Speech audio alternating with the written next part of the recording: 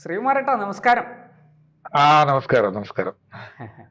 നമ്മുടെ പാർലമെന്റിൽ ഇന്നലെ ഒരു ബില്ല് അവതരിപ്പിക്കാൻ അനുമതി തേടി കൊണ്ടുവന്നല്ലോ, ഒരു ബില്ല് കൊണ്ടുവന്നല്ലോ. അതെ ഒരു അതെ, രാജ്യം ഒരു പ്രധാനപ്പെട്ട. തെരഞ്ഞെടുപ്പ്. അതെ അതെ. അതെ, അതിൽ വലിയ വിവാദം ഉണ്ടായിരിക്കുകയാണ്. 20 BJP MP-മാർ പങ്കെടുത്തില്ല. പ്രധാനമന്ത്രി ഉണ്ടായിരുന്നില്ല സഭയിൽ, പ്രതിപക്ഷ നേതാവ് ഉണ്ടായിരുന്നില്ല, അതായത് നരേന്ദ്രമോദിയും രാഹുൽ ഗാന്ധിയും രണ്ടുപേരും ഉണ്ടായിരുന്നില്ല. 20 MP-മാർ BJP-യുടേതില്ലായിരുന്നു, അല്ലെങ്കിൽ ഭരണപക്ഷത്തൊന്നില്ലായിരുന്നു. 56 പേർ പ്രതിപക്ഷത്തൊന്നും ഇല്ലായിരുന്നു.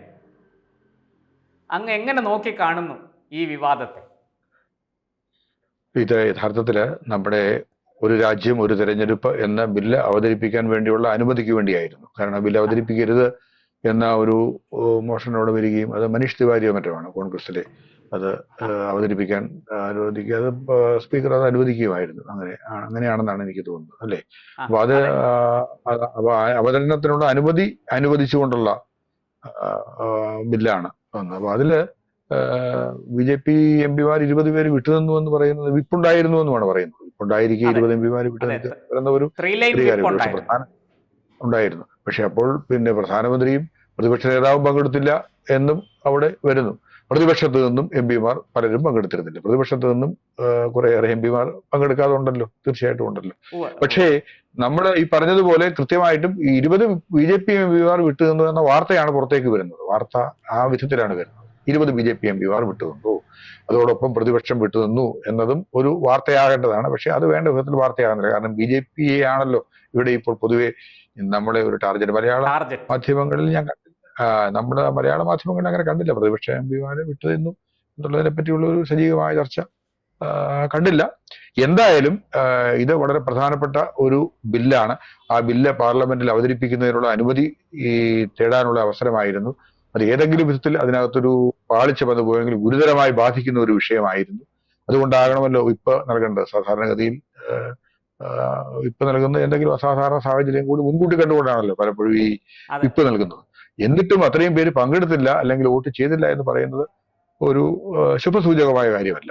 ഇനിയും BJP MP-മാർക്ക് എന്തെങ്കിലും ആശയക്കുഴപ്പമുണ്ടോ, അല്ലെങ്കിൽ BJP പക്ഷെ അത് പങ്കെടുക്കാതിരുന്ന പല പ്രമുഖരുമുണ്ട്. നിതിൻ ഗഡ്കരി പങ്കെടുത്തിട്ടില്ലെന്നാണ് മനസ്സിലാക്കുന്നത്. അതുപോലെ ജഗദംബിക പാൽ ജോയിന്റ് പാർലമെന്ററി കമ്മിറ്റിയുടെ ചെയർപേഴ്സൺ ആയിട്ട് അതെ അതെ അതെ വഖഫ് ബില്ലിന്റെ ചെയർമാൻ, അദ്ദേഹം പങ്കെടുത്തിരുന്നില്ലെന്ന് പറഞ്ഞു. അങ്ങനെ പ്രമുഖന്മാരായ പലരും ഇത്തരം വളരെ പ്രമുഖമായ പ്രധാനപ്പെട്ട ഒരു കാര്യത്തിൽ വിട്ടുനിൽക്കുന്നു എന്ന് പറയുന്നത് ജ്യോതിരാദിത്യ സിന്ധ്യ പങ്കെടുത്തില്ല. അപ്പം ഞാൻ പറഞ്ഞത് ഇതൊക്കെ ഒരു ഇത്ര പ്രധാനപ്പെട്ട കാര്യത്തിൽ പങ്കെടുക്കാതിരിക്കുന്നു എന്ന് പറയുന്നത് എന്തായാലും അതിനകത്ത് എന്തോ എവിടെയോ ഡെൻമാർക്കിൽ എന്തോ ചീഞ്ഞ് നാറുന്നു എന്ന് ആരെങ്കിലും അതിനെ പറഞ്ഞാൽ, ഇപ്പോൾ പ്രതിപക്ഷം പറഞ്ഞാലും അതൊരു കുറ്റം പറയാൻ പറ്റില്ല ആര് പറഞ്ഞാലും. അപ്പൊ നമ്മൾ ഉടൻ പ്രതിപക്ഷത്ത് നിന്നും പങ്കെടുത്തില്ലല്ലോ എന്ന് അവർക്ക് BJP-കാർക്ക് വേണമെങ്കിൽ ഒരു മറുപടി പറയാവുന്നേ ഉള്ളൂ. അതും വാർത്തയാകേണ്ടതാണ് എന്നത് വേറൊരു സത്യമാണ്. എങ്കിൽ പോലും തീർച്ചയായും ഭരണകക്ഷി പങ്കെടുത്തില്ല എന്നതിന് തന്നെയാണ് പ്രാമുഖ്യം. അതിനകത്ത് സംശയമൊന്നുമില്ല. പിന്നെ നമുക്ക് ഈ ബില്ല് വളരെയേറെ ചർച്ച ചെയ്യപ്പെടുക. നമുക്കറിയാവുന്നതുപോലെ ഒരു മുൻ രാഷ്ട്രപതി അധ്യക്ഷനായ ഒരു കമ്മിറ്റി രൂപീകരിക്കപ്പെടുക എന്ന് പറയുന്നത് രാജ്യത്തൊരു അസാധാരണമായ സംഭവമാണ്. അങ്ങനെയാണ് ഈ ഒരു ബില്ല് തയ്യാറാളി ഈ നിർദ്ദേശങ്ങളെ പറ്റി പഠിക്കുന്നതിന് വേണ്ടി, ഒരു രാജ്യം ഒരു തെരഞ്ഞെടുപ്പ് എന്ന ഒരു നിർദ്ദേശത്തെ പറ്റി പഠിക്കുന്നതിന് വേണ്ടി മുൻ രാഷ്ട്രപതി രാംനാഥ് കോവിന്ദ് അധ്യക്ഷനായ ഒരു സമിതിയാണ് രൂപവൽക്കരിക്കപ്പെട്ടത്. അത് തന്നെ ഒരു അസാധാരണമായ കാര്യമാണ്. സാധാരണഗതിയിൽ അങ്ങനെ കണ്ടിട്ടില്ല. ഉണ്ടോ? ഞാൻ അങ്ങനെ ശ്രദ്ധിച്ചിടത്തോളം അങ്ങനെ കണ്ടിട്ടില്ല. മുൻ രാഷ്ട്രപതി സ്ഥാനത്ത് വിരമിക്കുന്നവർ വിശ്രമ ജീവിതം നയിക്കുന്നു, എന്തെങ്കിലും പൊതുപരിപാടികൾ പങ്കെടുക്കുന്നു എന്നപ്പുറം ഒരു എന്തെങ്കിലും ഔദ്യോഗികമായൊരു ചുമതല, എന്തെങ്കിലും ഔദ്യോഗിക സ്വഭാവമുള്ളൊരു ചുമതല ചെയ്യുന്നു എന്ന് പറയുന്നത് നമ്മൾ അധികം കണ്ടിട്ടില്ലാത്ത കാര്യമാണ്. അതുകൊണ്ട് തന്നെ ആ അർത്ഥത്തിൽ തന്നെ ഇതൊരു വളരെ പ്രധാനപ്പെട്ട കാര്യമാണ്. പിന്നെ ഈ ആശയവും ഒരു വളരെ കാര്യമാണ്.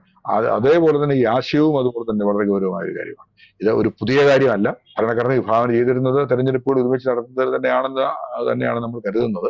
കാരണം 52 മുതൽ 67 ലോക്സഭാ തെരഞ്ഞെടുപ്പ്, നിയമസഭാ തെരഞ്ഞെടുപ്പ് ഒരുമിച്ച് നടന്നു. ഇതിനിടയിൽ കേരളത്തിൽ 57-ലെ മന്ത്രിസഭ ഡിസ്മിസ് ചെയ്യപ്പെട്ടപ്പോൾ അവിടെ നിയമസഭാ തെരഞ്ഞെടുപ്പ് 60-ൽ നടന്ന ഒരവസ്ഥ ഉണ്ടായി. പക്ഷെ പിന്നീട് ഒരു ഉപതെരഞ്ഞെടുപ്പ് നടന്നെങ്കിലും പിന്നീട് 67-ലും കേരളത്തിൽ ലോക്സഭയിലേക്കും നിയമസഭയിലേക്കും ഒരുമിച്ചാണ് വീണ്ടും തെരഞ്ഞെടുപ്പ് നടക്കാനുള്ള സാഹചര്യം ഉണ്ടായത്. അപ്പൊ അതാണ് ആ നിയമത്തെ പറ്റി ഉള്ള കാര്യം. അപ്പൊ അതിനുശേഷം രാജ്യത്തുടനീളം വിവിധ സംസ്ഥാന നിയമസഭകൾ പിരിച്ചുവിടുന്ന സന്ദർഭം ഉണ്ടാവുകയും അതിനെ തുടർന്ന് തെരഞ്ഞെടുപ്പുകൾ പല ഘട്ടങ്ങളിലായി നടക്കുകയും ചെയ്യുന്ന ഒരു അവസ്ഥ ഉണ്ടായി.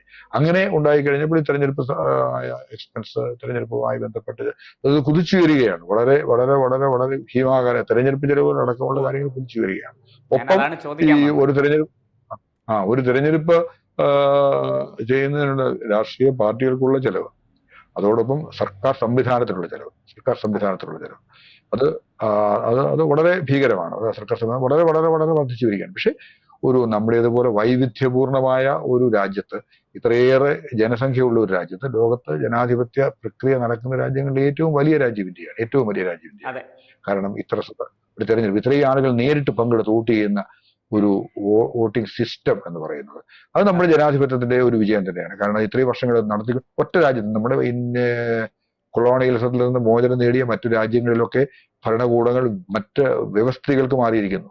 പട്ടാള അതെ ഭരണകൂടങ്ങൾക്ക് മാറിയിരിക്കുന്നു. ജനങ്ങൾ വോട്ട് അതെ ചെയ്യാൻ പറ്റാത്ത അവസ്ഥ ഉണ്ടായിരിക്കുന്നു. ഒപ്പം ജനക്കൂട്ടം ഭരണകൂടം പിരിച്ചെടുക്കുന്ന അവസ്ഥ ഉണ്ടായിരിക്കുന്നു. ജനാധിപത്യ രീതിയിൽ തെരഞ്ഞെടുപ്പ് നേരത്തെ നടന്നിരുന്ന രാജ്യങ്ങളിൽ തന്നെ ഇപ്പൊ ശ്രീലങ്ക അടക്കമുള്ള രാജ്യങ്ങൾ, അല്ലെങ്കിൽ ബംഗ്ലാദേശില്, പിന്നെ അറബ് രാജ്യങ്ങളിലെ കാര്യം നമ്മൾ പറയണ്ട. അറബ് വസന്തം എന്നൊക്കെ പേരിട്ടിട്ടുണ്ടെങ്കിൽ ജനക്കൂട്ടമായി ചെന്ന് മോബ് അതെ എന്താ ആൾക്കൂട്ടം അതെ ചെയ്യുന്ന ഒരു കാര്യം എന്ന് പറയുന്നത് അത്ര നല്ല കാര്യമല്ലല്ലോ. കാരണം ഒരു വൈകാരികമായി പ്രകോപിതരായ ഒരു ജനതയാണല്ലോ. അവരെ ഉന്നയിക്കുന്ന ആശയങ്ങളെക്കാൾ ഉപരി അവരെ മുന്നോട്ട് നയിക്കുന്ന വികാരമാണ്. അതെ അതുകൊണ്ട് നശിപ്പിക്കപ്പെടുകയാണ് രാജ്യത്തിന്റെ പൊതുസമ്പത്ത് നശിപ്പിക്കപ്പെടുകയാണ്. അങ്ങനെയൊക്കെ നടന്നിട്ട് ഇരിക്കുന്ന രാജ്യം, നമ്മുടെ രാജ്യത്ത് കലാപങ്ങൾ നടന്നിട്ടുണ്ട്, അല്ലെങ്കിൽ സമരങ്ങൾ നടന്നിട്ടുണ്ട്, വലിയ സമരങ്ങൾ നടന്നിട്ടുണ്ട്. പക്ഷെ അതൊന്നും ഓ ഒരു പരിധിക്ക് അപ്പുറത്തേക്ക് പോകാതിരിക്കാൻ നമ്മുടെ ഭരണകൂടങ്ങൾക്ക് കഴിഞ്ഞിട്ടുണ്ട്. അതിനെ ഒരു പരിധി വരെ ഉം. അപ്പൊ അതിനെ തടഞ്ഞു നിർത്താൻ. കാരണം അത് ജനാധിപത്യ വ്യവസ്ഥയ്ക്ക് ഉള്ള പ്രതിഷേധം എന്നതിനപ്പുറത്തേക്ക് പോകാതിരിക്കാൻ വേണ്ടി ശ്രദ്ധിച്ചിട്ടുണ്ട്. ഇങ്ങനെയൊക്കെയുള്ള ഒരു സന്ദർഭത്തിലാണ് നമ്മൾ ഈ തെരഞ്ഞെടുപ്പിനെ പറ്റി തന്നെ ചിന്തിക്കുന്നത്. അപ്പോൾ പിന്നെ തീർച്ചയായിട്ടും ഈ ബില്ലിൽ നമ്മൾ മനസ്സിലാക്കിയെടുത്തോളം ആ തദ്ദേശ സ്വയംഭരണ സ്ഥാപനങ്ങളിലെ മാറ്റി നിർത്തിയിരിക്കുകയാണ്. അത് ആ ശരിയാണ്. കാരണം ഈ തദ്ദേശ സ്വയംഭരണ സ്ഥാപനങ്ങളിലെ തെരഞ്ഞെടുപ്പ് എന്ന് പറയുന്നത് പ്രാദേശിക വിഷയങ്ങളിൽ ഊന്നിയാണ്. പ്രാദേശിക വികസനം, പഞ്ചായത്ത് രാജ് ബില്ലും നഗരപാലിക ബില്ലൊക്കെ പാസ്സായതിനു ശേഷം പഞ്ചായത്തുകൾക്കും പിന്നെ നഗരസഭകൾക്കും അല്ലെങ്കിൽ തദ്ദേശ സ്വയംഭരണ സ്ഥാപനങ്ങൾക്ക് മൊത്തത്തിലും ഒരു ആ വലിയ അധികാര പങ്കാളിത്തം ലഭിച്ചിരുന്നു. പക്ഷെ ഓ അത് അടിക്കടി പുറകോട്ട് പോവുകയാണ്. അത് കേന്ദ്രീകൃതമായി തന്നെ വീണ്ടും വരികയാണ്. അല്ലെങ്കിൽ ഫണ്ട് കൊടുക്കുന്നതിലും ഒക്കെ രാഷ്ട്രീയ സ്വാധീനങ്ങളും ഒക്കെ ചെലുത്തിക്കൊണ്ട് പല വിധത്തിൽ കുഴപ്പങ്ങളിലേക്ക് പോകുന്നുണ്ടെങ്കിലും അവിടെ പ്രാദേശിക പ്രശ്നങ്ങൾ കാണുന്നത് അല്ലെ. ആ അങ്ങനെ ആ വരുമ്പോൾ ആ തെരഞ്ഞെടുപ്പ് വ്യത്യസ്തമായിട്ടാണ് നടക്കുന്നത്. അതങ്ങനെയാണ് നടക്കേണ്ടതെന്നാണ് എന്റെ അഭിപ്രായം. പക്ഷെ നിയമസഭാ തെരഞ്ഞെടുപ്പ് ലോക്സഭാ തെരഞ്ഞെടുപ്പ് ഒരുമിച്ച് നടത്തുന്നത് കൊണ്ട് ഈ അല്ല അതില് ഉന്നയിക്കപ്പെടുന്ന ആരോപണങ്ങൾ ആ വലിയ പ്രസക്തിയില്ല. അല്ല ആ വിഷയത്തിൽ അത് എന്താണ്? വലിയ തോതിൽ ആ സാമ്പത്തിക നേട്ടം ഉണ്ടാക്കും എന്ന് അങ്ങ് തന്നെ പറഞ്ഞു. ഈ സാമ്പത്തിക ആ നേട്ടം മാത്രമാണോ ഇതിനകത്ത് ഇതൊരു ജനങ്ങളിൽ എന്തെങ്കിലും ആശയക്കുഴപ്പം ഇത് സൃഷ്ടിക്കുമോ? ഇപ്പോൾ ലോക്സഭയിലേക്ക് മത്സരിക്കുന്നയാൾ നിയമസഭയിലേക്ക് വേറൊരാൾ മത്സരിക്കുന്നു. ഇപ്പോൾ മുന്നണി സംവിധാനമൊക്കെയാണല്ലോ കേരളത്തിലുള്ളത്. അപ്പോൾ അത് ഈ മുന്നണികളിൽ തന്നെ പാർട്ടികൾ മാറി മാറി വരും. ഇപ്പം നിയമസഭയിൽ മത്സരിക്കുന്ന പാർട്ടി ആയിരിക്കില്ല അവർക്ക് വേണ്ടിയിട്ട് ലോക്സഭയിലേക്ക് മത്സരിക്കുന്നത്. ഇതൊക്കെ എന്തെങ്കിലും ആശയക്കുഴപ്പം ഉണ്ടാക്കുമോ? അതുപോലെ പ്രതിപക്ഷം അല്ല പറയുന്നത് ഇത് ഫെഡറലിസത്തെ തകർക്കും എന്നാണ്.